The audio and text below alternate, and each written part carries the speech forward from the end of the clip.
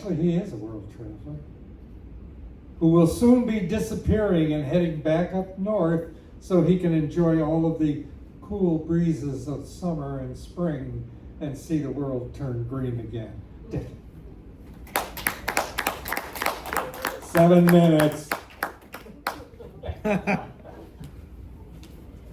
Thank you, Ross.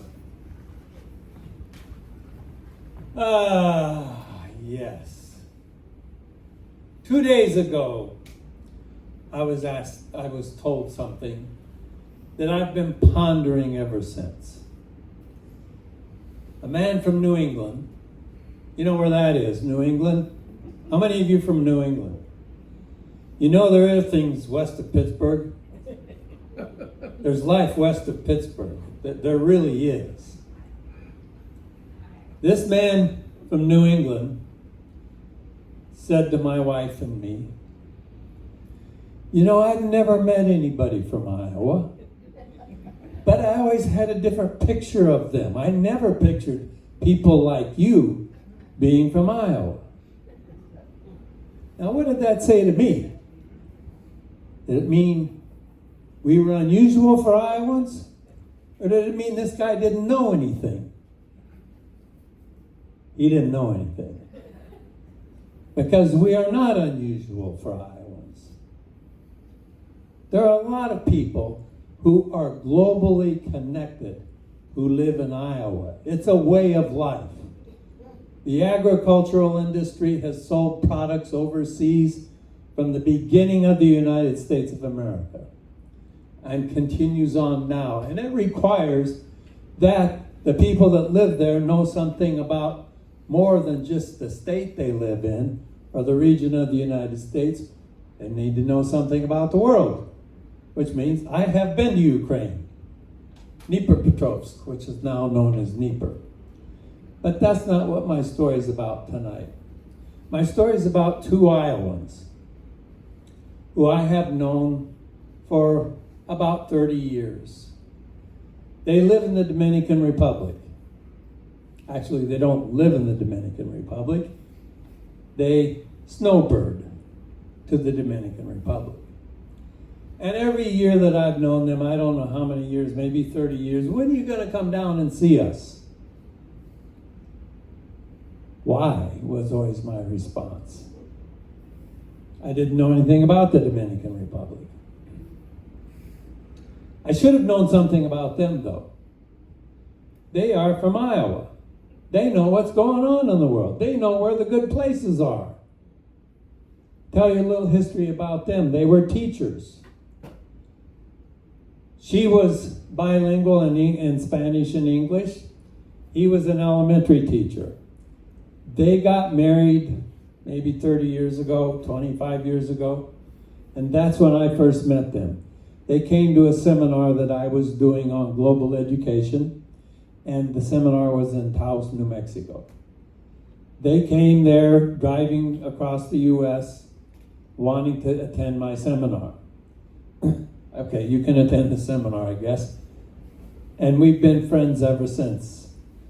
Because they then got married, and their first teaching assignment after they got married, he taught in a Des Moines school. She was a guidance counselor in a high school.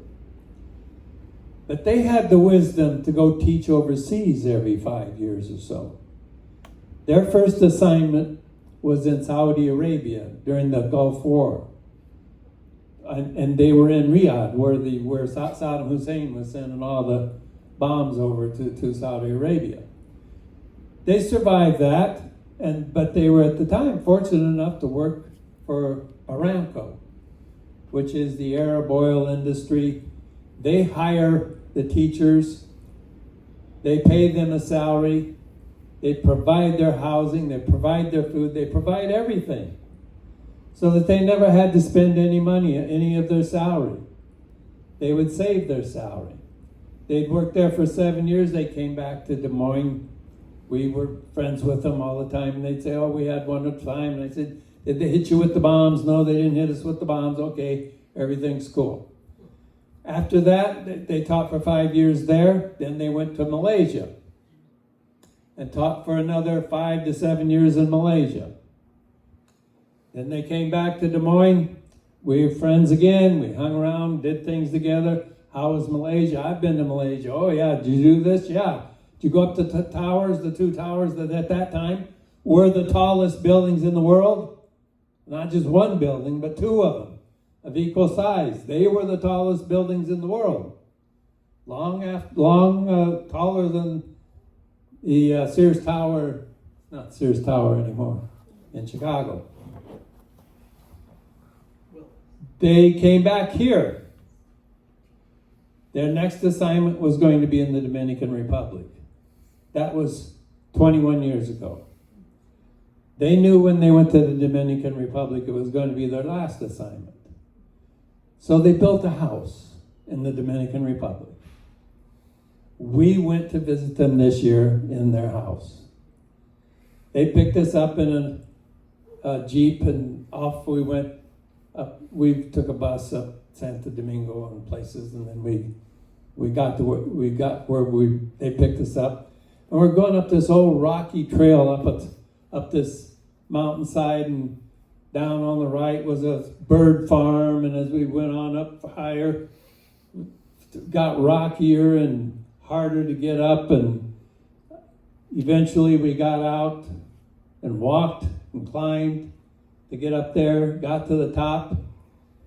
The dogs met us, barking, coming after us, but we were told about the dogs, and we pet the dogs, and we made friends with them.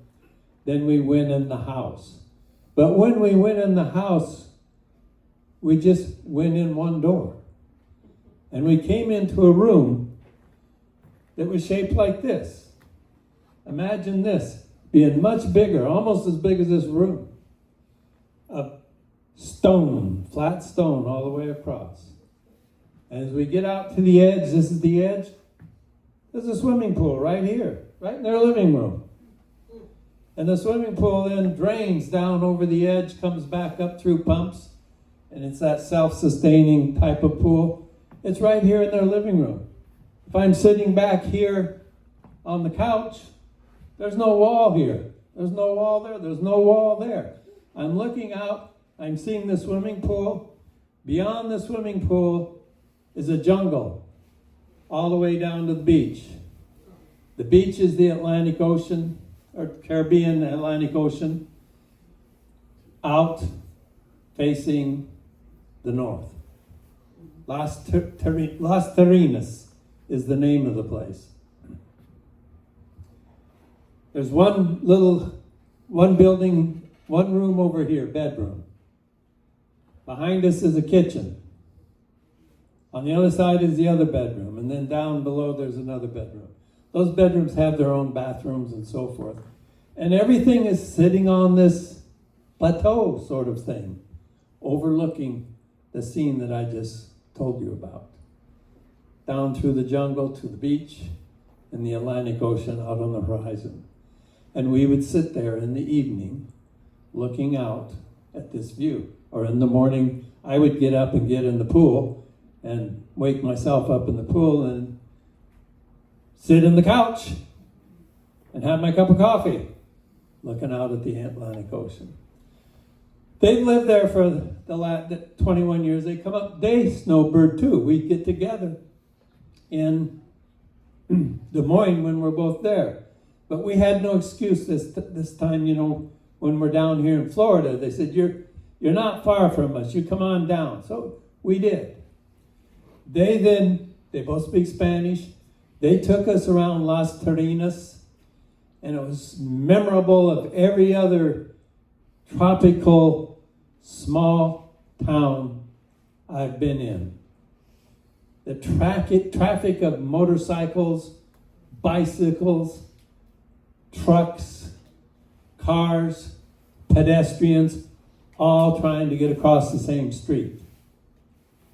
It's wonderful because it's chaos that is instinctively known. You have to know how to cross those streets. People that have done it are smiling at me now because there is an art to crossing those streets. And it's fun to do. just to go over to the other side and get some bananas, and then to get out and come back and get in the car again. We went around those streets many times. They took us down to the beach to buy our fish catch for the day. When Scott would go out and help to bring the boat in, and they'd push it up onto the beach, and then we would pick out the fish that we were going to fry that night, take it home and fry it that night. That's how fresh our fish was. We went to French bakeries, real French bakeries, where French is spoken. And we went to Spanish bakeries, real ones where Spanish is spoken. Now, my wife Sachiko speaks Japanese, Yeah, she speaks Japanese. She also speaks Spanish. She also speaks Italian, and now she's learning French. I'm ready to ride her around the world, because our kids speak Vietnamese, my daughter speaks Spanish, and I speak Thai, and we can go anywhere pretty soon. When she gets French down, we're ready. So why do I live in Iowa? I don't know, but I'm having a hell of a good time meeting people all over the world through my resources in Iowa that I really don't get anywhere else. Thank you. Ross.